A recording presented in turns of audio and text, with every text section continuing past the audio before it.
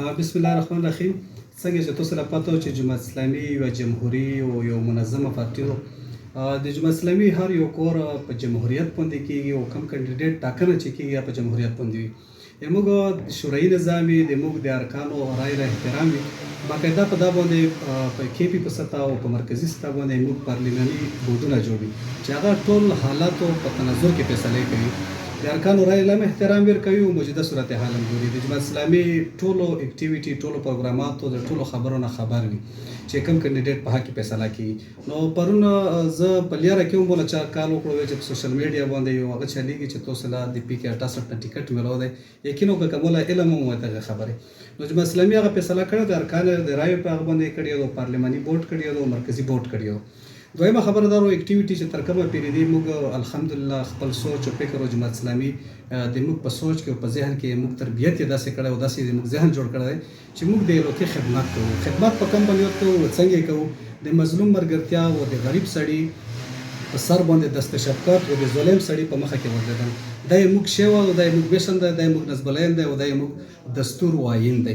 نو دغه لپاره موږ په هر موقع په هر ځای کې چې قوم ولس او وطن له کلم ضرورت شوی دی، خلکو له تکلیف جوړ شوی دی، مشکلاتو سره مخ شوي دي، نو موږ به خپل ځون پیش کړی دی. بله خبره دا و چې الیکشن کول دا یو معنی نه لري چې یو سړی وایي چې زه به الیکشن وکړم ته الیکشن پرېږدم. د الیکشن نه بغیر د منتخب کېدو نه بغیر خلک خدمت کولی شي. ډېرې موقعې وي، ډېرې خبرې وي، خو بدقسمتي موږ دا و چې موږ په حلقه باندې تاسو کتلی شو ډېر کاندیډیټ داسې راغلل چې هغه بیا کامیابه شول، اسمبلۍ ته فلور پرې ورسېدل، خو دلته د بوړې بازار په چوکونو کې چغې وهي، تقریرونه هم کوي، شعله انګیز یو نظام یې جوړ کړی وي او د خلکو په سترګو کې خوره شوي. خو په کوم ځای کې چې د قوم او د وطن د نمایندګۍ خبرې نو په هغه کې هغه خاموش پاتې کېږي.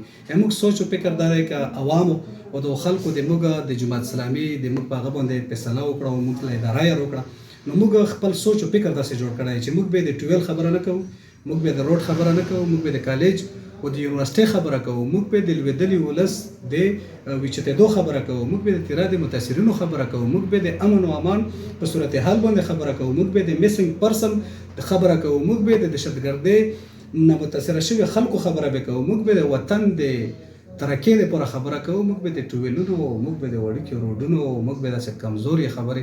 دا تاسو کتلی شئ موږ په دې علاقه باندې داسې یو نماینده هم تېر دی چې په 15 کوله کې نمایندان هم بلکې نمایندګان تېر دي چې په 15 کوله کې هغه د اسمبلۍ په فلور باندې خبره نه وکړي، بالکل یې نه وکړه، خاموش پاتې شو. خو بیا یې ټویل هم کړی دی او سراک هم کړی دی، وار زیږېده په خپله ورته روځي.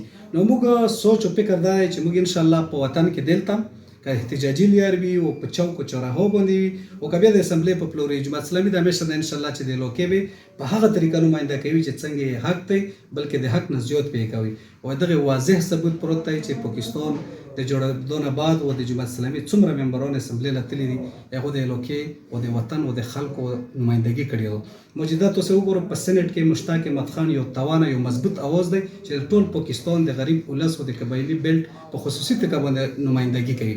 دغه نه علاوه زموږ ایم ایل ای عبدالاکبر چترالي کتلی شوی، موږ په کروچۍ کې په سل کې یک یو ایم پی دی، خو ټوله اسمبلۍ په سر راغسي د عوامو خبره کوي، د خلکو خبره کوي، د لوېدلي او د کمزوري خلکو خبره کوي.